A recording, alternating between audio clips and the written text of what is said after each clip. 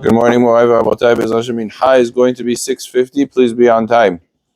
The halacha says up until now, really, we've been discussing if a goy is doing work for a Jew, but he's doing it in a kablanut fashion. So as examples we mentioned, let's say he's a tailor, and the Jew gives him a job to do, and he tells him, listen, I need it by next week. And the goy, he says, I'm going to do it on Shabbat. Now he's being paid to do it. He's allowed to do it on Shabbat because he's doing that for himself. Because he's hired b'kablanut, that's permitted. And I didn't tell him to do it on Shabbat, so it's fine. But we said that if, for example, he does that in Bet Yisrael, in the house of a Jew, then it would not be allowed. Because now that it's in the house of a Jew, it has the appearance as if he told him to do it. It seems as if he commanded him to do it, because why are you allowing him to do this in your house? So you allow him to do it in the house, so that's already a prohibition in itself.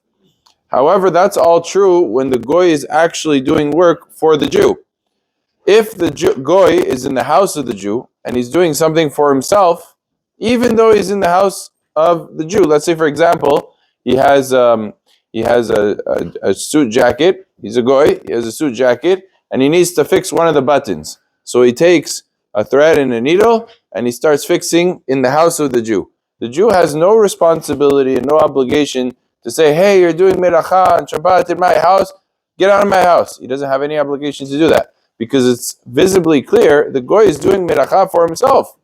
He's not doing it for the Jew. So if the goy wants to turn on the light in a Jewish person's home for himself, not for the Jew, it is permitted and you don't have to stop him. The only time we said he can't do it in a Bet Yisrael is really the work is for you. Let's say he's doing something for you. And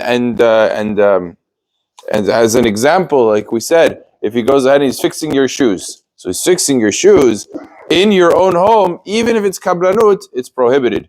But if he's doing something for himself, then that would be mutar, even if it is in a Bet Yisrael. Baruch Adonai le'olam, amen ve'amen.